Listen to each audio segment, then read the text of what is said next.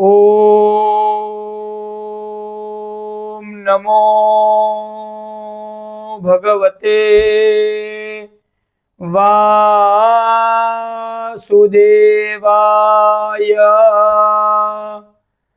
करारविंदे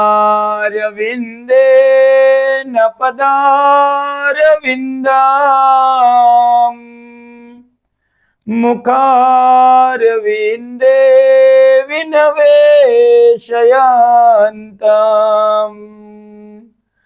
वटस्य पत्रस्य पुटे शयानम्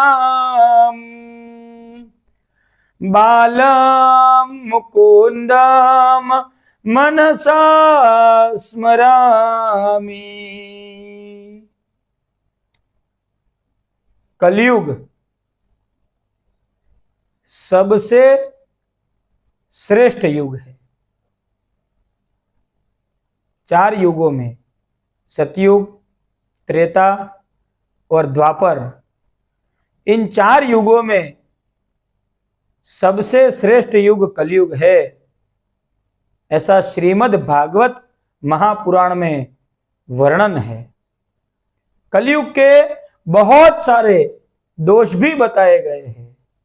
महात्म्य में पद्म पुराण अंतर्गत जो भक्ति और नारद जी का संवाद है, भक्ति महारानी का और नारद जी का, उसमें कलयुग के बहुत सारे दोष भी बताए गए हैं, जिसमें कहा है नारद जी ने कि कलयुग में सत्यम नास्ति तपः शौचम दया दानम न विद्यते उदरम भरिणो जीवा वराका कूट भाषिण।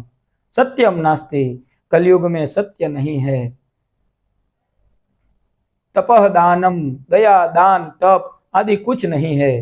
दया दानम न विद्यते, तप शौचम, शौच यानी आंतरिक और बाह्य पवित्रता नहीं है, तप नहीं है, दया नहीं है, दान नहीं है इत्यादि कलयुग में नाशवंत जैसे हो चुके हैं। उदरम भरिणो जीवा, जीव जो है, मनुष्य जो है, केवल पेट भरने के लिए उदरम भरिणो जीवा। वरा काह कूट भाषिण, कूट भाषी, क्लेश उत्पन्न करने वाले, क्लेश प्रिय और झूठ बोलने वाले, कूट भाषिण, ऐसे जीव हो चुके हैं। तो बहुत सारे दोष कलयुग में बताए। तो भक्ति महारानी जो है वह नारद जी से कहती है कि अगर कलयुग में इतने सारे दोष है, तो जब कलयुग दीनवत होके राजा परीक्षित की शरण में आया था, तो क्यों परीक्षित ने कलयुग को मार नहीं डाला? राजा परीक्षित ने कलयुग को क्यों नहीं मार दिया? और श्री हरि पुंडरीकाक्ष भगवान भी इतने नजदीक होते हुए भी यह सब क्यों सहन कर रहे हैं? क्या ये क्यों भगवान इस कलयुग को खत्म नहीं कर देते हैं? फिर कलयुग को क्यों रहने दिया? तब नारद जी बताते हैं कि देवी, ये तो कलयुग का स्वभाव है। स्वभाववत सब लोग ऐसे हो गए हैं, लेकिन कलयुग का वास वास्तव में कहाँ है यह जान लेना चाहिए। इसके लिए हमने एक अलग वीडियो बनाई है कि कौन सी 5 जगह पे कलयुग का वास है, जिसको आप एक बार देख ले।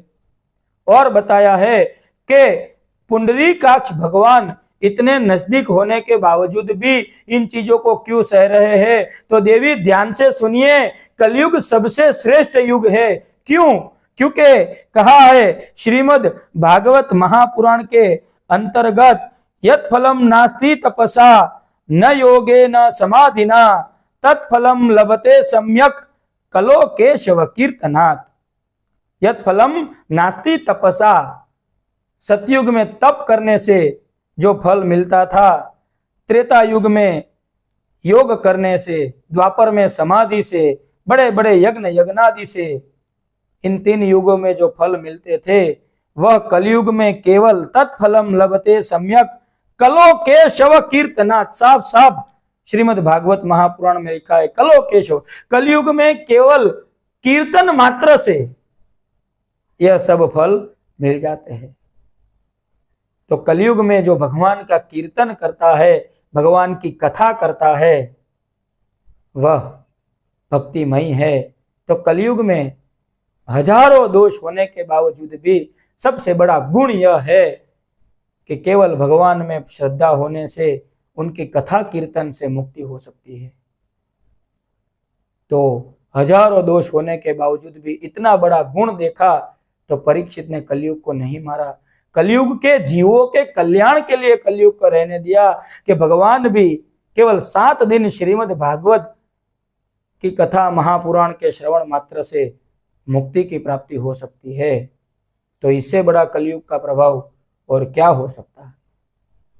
तो इसीलिए कलयुग को भ्रमर जैसे सारग्रहित राजा ने नहीं मारा, कली को रहने दिया। इसीलिए श्रीमद् भागवत महापुराण में लिखा है कि कलयुग जैसा उत्तम कोई युग नहीं है, क्योंकि सतयुग में तो बहुत तप करना पड़ता था, त्रेता युग में भी योग समाधि, द्वापर में भी, तो हजारों सालों तक आपने शास्त्रों में पढ़ा होगा कि ऋषि मुनि राक्षस भी हजारों सालों तपस्या करते थे, तब भगवान प्रसन्न होते थे।